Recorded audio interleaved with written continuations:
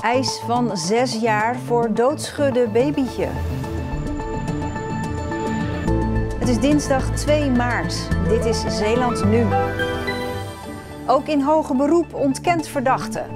Terras open, of toch maar niet. En Zeeuwse bakkersopleiding is populair. Goedenavond. Het Openbaar Ministerie heeft in hoger beroep 6 jaar gevangenisstraf geëist tegen een man die zijn baby zou hebben doodgeschud. Het gaat om een 24-jarige man uit Domburg. Eerder werd hij door de rechtbank in Middelburg ook tot 6 jaar veroordeeld. De man heeft altijd ontkend.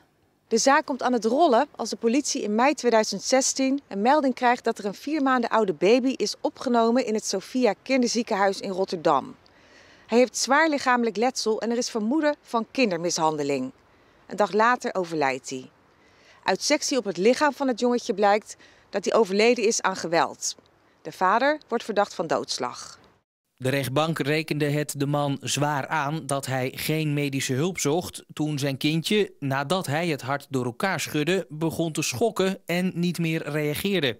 Het gezin ging pas de volgende dag met het kindje naar het ziekenhuis. Aangeschoven is Mercy Kamermans. Ja, jij was erbij bij de zitting vandaag in Den Bosch.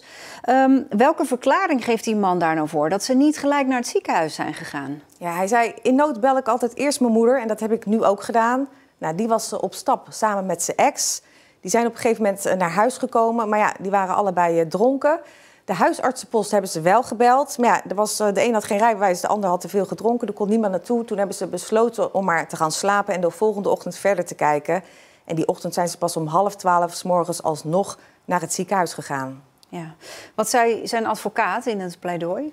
Ja, die zei, er kan toch meer aan de hand zijn geweest dan dat hij door doodschudden overleden is.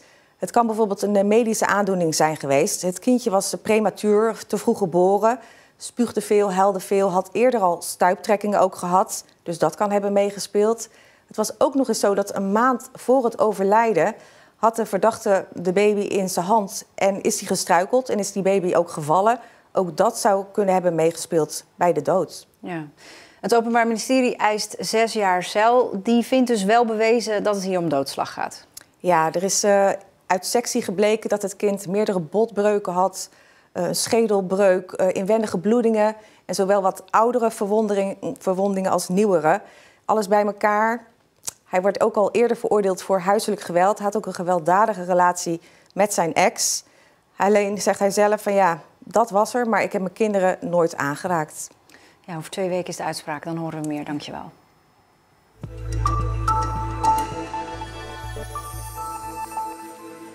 Een corona-uitbraak in het woonzorgcentrum van Ter Rede in Vlissingen. Er zijn tientallen cliënten en medewerkers van het thuiszorgteam besmet. Naast de reguliere coronamaatregelen zijn nu de supermarkt en bakkerij van het centrum gesloten en er wordt extra schoongemaakt. Er is dus ook personeel ziek, maar dat kan allemaal worden opgevangen door andere teams, laat Ter Rede weten. Het terras van het kleine café in Aardenburg zou vandaag opengaan, uit protest. Maar eigenaar Marco Eibe besloot dat op het laatste moment toch niet te doen. Hij was bang voor een fikse boete en het intrekken van zijn vergunning. Al dagenlang kondigde hij aan zijn terras te openen, omdat hij boos en teleurgesteld is dat de horeca hard getroffen wordt door het coronabeleid. Na een gesprek met de gemeente ziet hij er toch vanaf. Dus vandaar dat ik ook heb gezegd, nou weet je, dat gaan we TKW doen, dat die goedkeuring is van de gemeente. En ze mogen hun drankje nuttigen hier op het plein. En daar ben ik ook wel blij mee eigenlijk, eerlijk gezegd. Hè? Want de actie gaat gewoon door. En zijn klanten zijn blij dat ze weer een drankje kunnen halen bij hun favoriete café. Gewoon op het plein. Ik vind het niet erg. Als je maar een keer kan praten en een biertje drinken. School. In en rond de woning van de vrouw die verdacht wordt van de moord op Ichelle van de Velde is vandaag opnieuw uitgebreid onderzoek gedaan door de politie. Er werd onder meer water gepompt uit de achtertuin. Het Openbaar Ministerie zegt dat het ging om vervolgonderzoek naar sporen. Een delegatie van de SGP heeft vanmiddag symbolisch een nieuwe kerncentrale overhandigd aan de directie van EPZ in Borselen.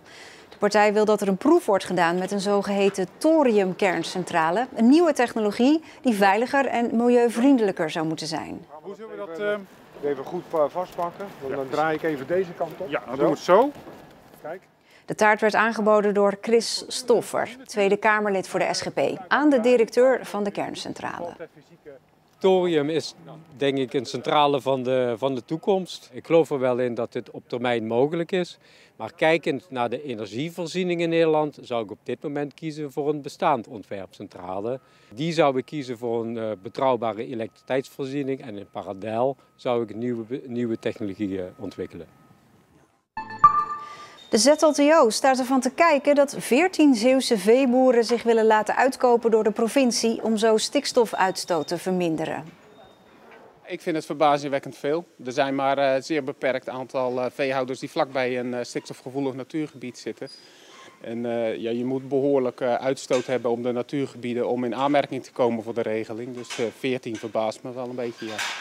Toch denkt de Boerenbelangenvereniging wel te weten wat de redenen zijn om zich aan te melden.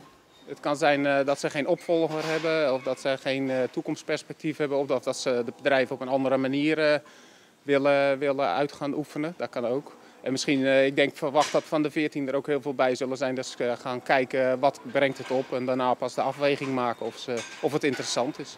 De verwachting is dat er uiteindelijk maar 2 bedrijven daadwerkelijk zullen worden uitgekocht door de provincie.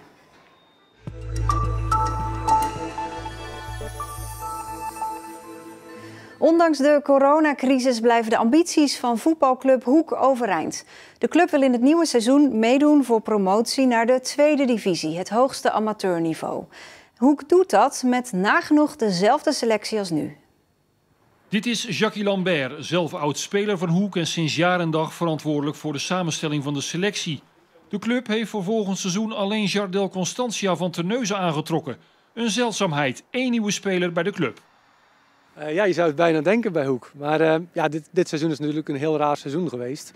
En als we kijken naar de selectie die we hadden, die heeft slechts 6 wedstrijden in de competitie gespeeld. En het is een beetje kort dag om dan te zeggen van die 6, dat was niet goed genoeg, dus wegwezen allemaal. De enige 2 die wel vertrekken zijn aanvaller Doesburg en middenvelder Van de Pitten. Het duo speelt volgend seizoen voor eerste klasser Kloetingen.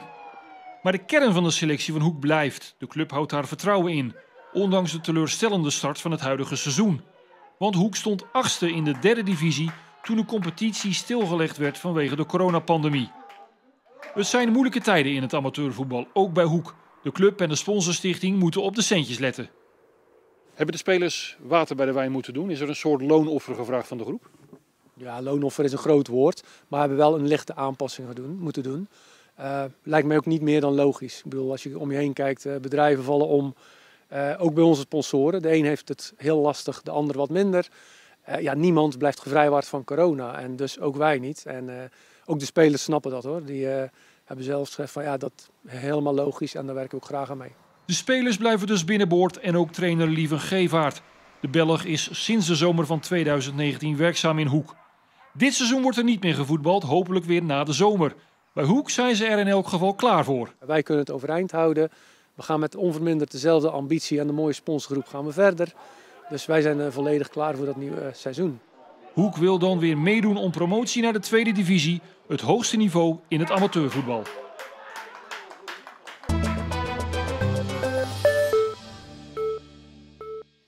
Bakken is populair. Programma's als Heel Holland Bakt dragen daar ongetwijfeld aan bij. De bakkersopleiding van Scalda is dit schooljaar voor het eerst gestart met 2 klassen in plaats van 1. Met scholieren die zelfs van buiten de provincie komen. De opleiding maakt de nieuwelingen wel gelijk duidelijk dat werken in een bakkerij heel wat anders is dan in je eigen keuken.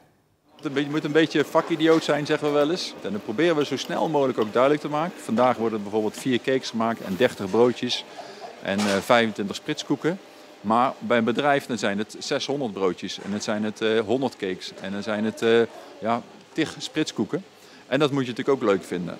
Daarnaast moet je als bakker vroeg je nest uit. Maar eerstejaars Thomas Balkhuizen weet dit enigszins te ontlopen door zich te specialiseren in decembrood.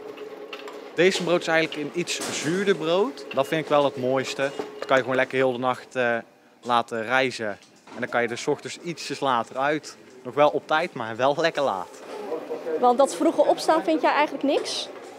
Als het moet, dan moet het. Maar ik heb wel liever dat ik gewoon een beetje op een rendabele tijd kan opstaan. Toch is hij ontzettend gemotiveerd en wist hij als kind al dat hij bakker wilde worden.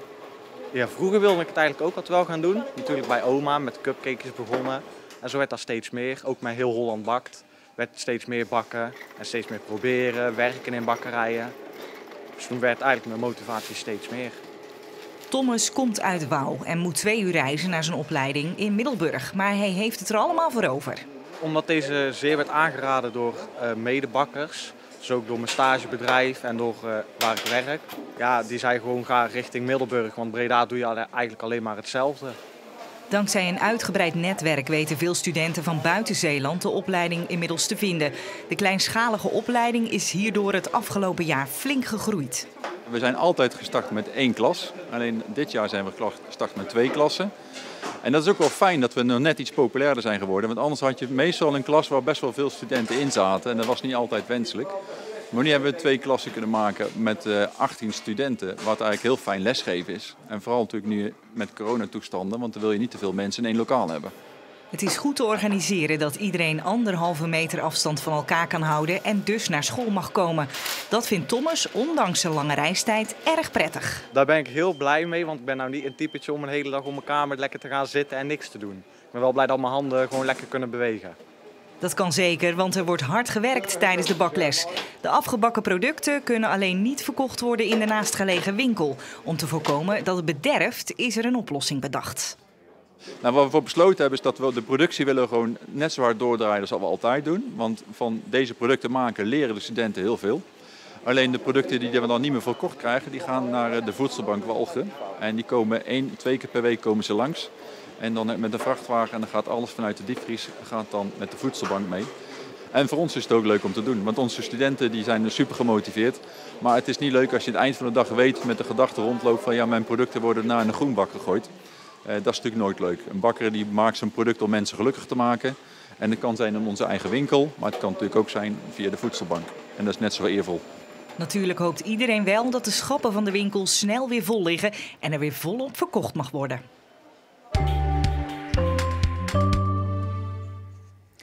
Wat een dag was het. Zon, weinig wind en temperaturen tussen 11 en 14 graden. Daar worden ook de krokussen blij van. Morgen wordt het nog iets warmer. De dag is weer lange tijd zonnig, maar later komt er wat bewolking bij. En over donderdag hebben we het gewoon nog even niet. Dit was Zeeland Nu. Ik wens u een fijne avond.